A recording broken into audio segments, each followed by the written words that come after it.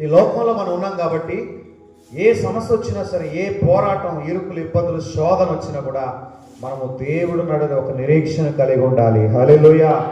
ఒక నిరీక్షణ, దేవుని వైపు చూడాలి. ప్రతి పరిస్థితిలో కూడా మనం ఎవరి వైపు చూడాలమ్మా?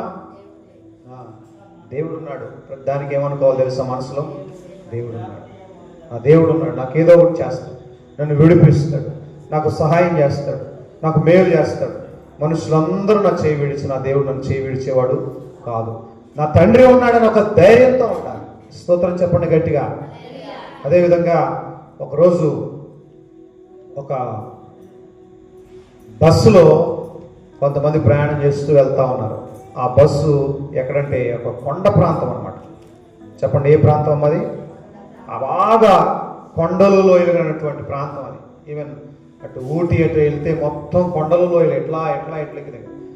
అక్కడ బస్సులో మనం కూర్చున్నా కూడా భయం వేస్తుంది. డ్రైవర్కి, నడిపేవానికి ఇంకెంత భయం వేస్తుంది కదా. అయితే ఒకరోజు ఒక బస్సులో చాలా మంది ప్రయాణికులు ప్రయాణం చేస్తూ ఉన్నారు. అది చాలా లోయలు, కొండలు కలిగినటువంటి ప్రదేశం అన్నమాట. అయితే వెళ్తా ఉంటే ప్రయాణికులు అందరూ కూడా ప్రాణాలు అరచేతిలో పెట్టుకొని ఎలా గమ్యం చేరతామో లేదో అన్నట్లుగా భయపడుతున్నారు. ప్రయాణికులకు ఏమనిపిస్తుంది? భయం అనిపిస్తుంది లేదా? అది ఎక్కుతూ దిగుతూ ఉంటే ప్రయాణికులు చాలా భయంగా ఉన్నారు. గమ్యం చేరతామా లేదో కూడా డౌట్గా ఉన్నారు. అలా ఉందన్నమాట పరిస్థితి.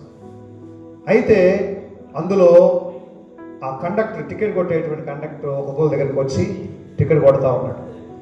ఎక్కడికి వెళ్ళాలని అడిగి టికెట్ కొడతా ఉంటే అందరూ కూడా భయపడుతూనే టికెట్ తీసుకుంటున్నారు. ఎందుకంటే గమ్యానికి చేరాలి కాబట్టి, భయం ఉన్నా సరే వెళ్ళాలి కదా, ప్రయాణం చేయాల్సిందే కదా. కాబట్టి భయపడుతూ టికెట్ తీసుకుంటా ఉన్నారు.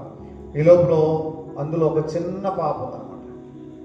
ఒక చిన్న పాప డ్రైవర్ పక్కన ఇంకొక ఇటువైపు సీట్ ఉంటుంది కదా, ఆ సీట్లో కూర్చొని తలకి పాటలు పెట్టుకొని, హెడ్ఫోన్స్ పెట్టుకొని చక్కగా పాటలు వింటూ నవ్వుతూ ఉంది, సంతోషంగా ఉంది. ఈ పిల్లకి ఇందు హృదయంలో కొంచెమైనా కూడా భయం కానీ బాధగా కనిపించట్లా. తన ముఖం అంతా సంతోషం కనపడుతుంది. ఆ బస్సులో ఉన్న వాళ్ళందరూ కూడా భయపడుతున్నారు. ఒక్కళ్ళ ముఖాల్లో కూడా వెలుగు లేదు, ఒక్క ముఖంలో కూడా నవ్వు లేదు. కానీ ఆ చిన్న బిడ్డ హృదయం అంతా కూడా మరి ఎలా ఉందంటే తేలిగ్గా ఉంది. ఏ భయం లేదు, ముఖంలో భయం లేదు, హృదయంలో భయం లేదు, సంతోషంగా నవ్వుకుంటుంది, పాటలు వింటా ఉందన్నమాట. అయితే ఆ కండక్టరు ఆ చిన్న పాప దగ్గరికి వచ్చి అడిగాడు, ఏంటమ్మా బుజ్జి, నువ్వెందుకని ఇంత సంతోషంగా ఉన్నావు? నువ్వెందుకని ఇంత హాయిగా ఉన్నావు? నీకేం భయం అనిపించట్లేదా? అందులో ముందు కూర్చున్నావు, నీకు భయం లేదా? ఈ కొండల లోయల్లో వెళ్తున్న ఈ బస్సు చూస్తే మాకే భయం వేస్తుంది. మా బస్సులో ఉన్న వాళ్ళందరూ భయపడుతున్నారు, నీకెందుకు భయం కనిపించట్లేదు? నీకెందుకని భయం రావట్లేదంటే అప్పుడు ఆ పాప తల మీద నుంచి హెడ్ఫోన్స్ తీసేసి ఆ కండక్టర్కి ఏం చెప్పిందంటే, అంకుల్ నేను భయపడను, ఎందుకంటే ఈ బస్సు డ్రైవర్ మా డాడీ అని చెప్పింది. స్తోత్రం చెప్పండి గట్టిగా. ఈ బస్సు డ్రైవర్ ఎవరు? మా డాడీయే. ఇలాంటి ప్రయాణాలు నేను ఎన్నో చేశాను, వీళ్ళందరూ కొత్త కాబట్టి భయపడుతున్నారు. మా డాడీ ఇన్ని మలుపులు, ఇన్ని కొండలు, లోయల్లో కూడా ఖచ్చితంగా గమ్యానికి చేరుస్తాడని ఒక నాకైతే నమ్మకం ఉంది. మా డాడీ అంత మంచి డ్రైవర్ అని చెప్పేస్తే కండక్టర్ ఆశ్చర్యపోయాడు. ఈరోజు మన డ్రైవర్ ఎవరు? పరలోకపు తండ్రి. ఎన్ని కష్టాలు వచ్చినా, ఎన్ని లోయలు, ఎన్ని ఇబ్బందులు, ఎన్ని నిందలు, అవమానాలు, సమస్యలు, ఇరుకులు, ఇబ్బందులు, అంటే ఈ కొండ లోయలు అంటే ఏంటంటే మనకు ఎదురయ్యే సమస్యలు, మనకు ఎదురయ్యేటువంటి మరి పోరాటాలు, శోధనలు, దుఃఖము, వేదన.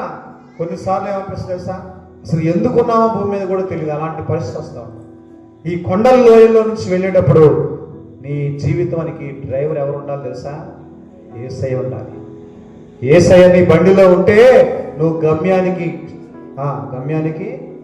చేరతావు, లేకపోతే చేరలేదు. దేవునికి స్తోత్రం కలుగును గాక. స్తోత్రం చెప్పండి అందరూ. హల్లెలూయా. ప్రభు అందుకేమన్నాడు? లోకములో మీకు శ్రమ కలుగుతుంది. లోకంలో ఏం కలుగుతుందంట? శ్రమ కలుగుద్దా లేదా? ప్రభు మందిరానికి వచ్చాక, చర్చికి రాగానే, దేవుని సన్నిధికి రాగానే చక్కగా అంతా మారిపోద్ది అనుకుంటారు కొంతమంది. మారుతుంది, ఖచ్చితంగా మారుతుంది. ఏం మారుతుంది తెలుసా? నువ్వు లోకంలో ఉన్నప్పుడు నీకు ఏదొచ్చినా ఏం చేస్తావంటే దాన్ని ఎదుర్కోలేక సతమతమవుతా ఉంటావు. లోకంలో ఉన్న వాళ్ళకి సమస్యలు పోరాటాలు ఎదురవుతూ ఉంటాయి. ప్రభు నమ్ముకున్న మనకు సమస్యలు పోరాటాలు ఎదురవుతాయి. మరి లోకంలో ఉన్న వాళ్ళకి మనకు తేడా ఏంటి తెలుసా? వాళ్ళకి ఎలా దాంట్లో నుంచి బయటపడాలో తెలియక సతమతం అవుతాం. కానీ మనము దేవుని యొక్క కృప ద్వారా అందులోంచి బయటకు రాగలుగుతాము. స్తోత్రం చెప్పండి గట్టిగా, హల్లెలూయా. వారికి మనకి తేడా ఏంటంటే ఏ సమస్య వచ్చినా మనం దేవుని వైపు చూస్తాం. ఎవరి వైపు చూస్తాం? ప్రార్థన చేస్తాం. అయ్యగారు ప్రార్థన చేయండి, అమ్మగారు ప్రార్థన చేయండి, సంగమా ప్రార్థన చేయండి, అందరినీ ప్రార్థన చేయమంటాం. ఈ ప్రార్థన నేను ఏం చేస్తాంటే అన్నింటిలోంచి విడిపిస్తాను.